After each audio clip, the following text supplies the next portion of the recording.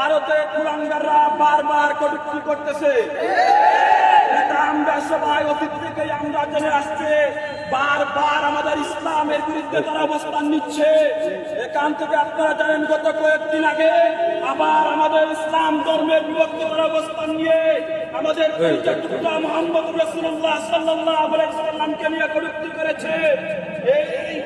এই কটূক্তি করার কারণে মুসলমানদের কলিজায় আঘাত লেগেছে। তারই প্রেক্ষিতে আজকে আপনার এখানে সমাবেশ এবং বিক্ষোভ মিছিল করেছেন, ঠিক কিনা?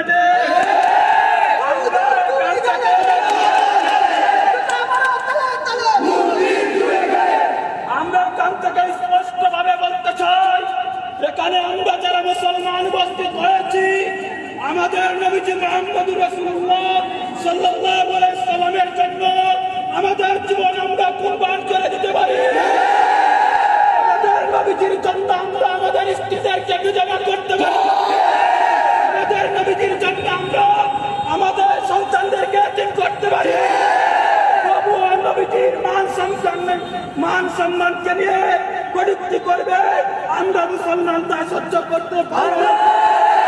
সংগ্রামী উপস্থিতি, আপনারা জানেন নবীজি বলেছেন এই হিন্দুস্তান একটা গাজওয়াতুল হিন্দুর যুদ্ধ হবে। সেখানে মুসলমান আর কাফেররা সেখানে যুদ্ধ করবে, মুসলমানদের বিজয় হবে। সেই দিন আমাদের আসতেছে। প্রস্তুত থাকে, নবীকে জিহাদ করার জন্য তৈরি হন। আবার জিহাদের ডাক আসতে পারে, সেই জিহাদে আপনারা অংশগ্রহণ করে নবীজির ভালোবাসা আপনাদেরকে দেখাতে হবে। মুসলমান ভাইদেরকে আমি আজকে সমাবেশে যারা এসেছেন সকলকে ধন্যবাদ জানিয়ে এখানে আমার বক্তব্য শেষ করছি। নাসরুম মিনাল্লাহি ওয়া ফাতহুন করিম। এবারে বক্তব্য নিয়ে আসবেন শাহনুমান, ছাত্রলীগ নেতা শাহনুমান।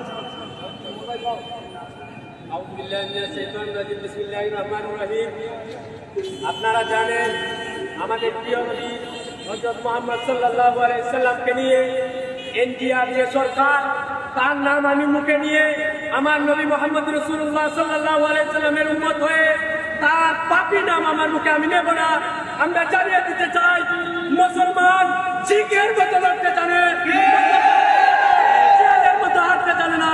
সেই করে আমি আমার বক্তব্য এখানে শেষ করলাম। আমার নবীকে যারা কটূক্তি করবে তাদেরকে তার তঙ্গে জবাব আমরা মুসলমানরা দিয়ে দেবো।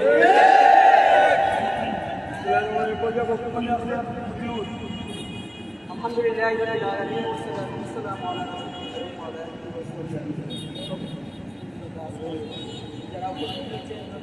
ভালোবাসা দেখানোর জন্য আমাদের মুসলমানেরা ঘুমন্ত অবস্থায় আছে।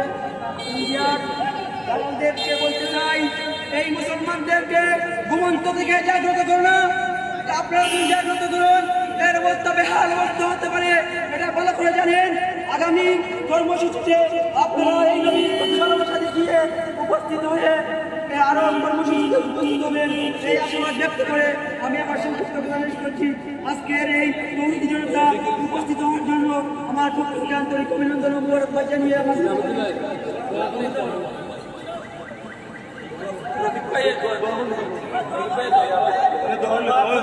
के लिए उल्लू काफी है, गुलिस्तान के हर साथ में उल्लू बोलते हैं, तेरा नाम गुलिस्तान क्या हो गए।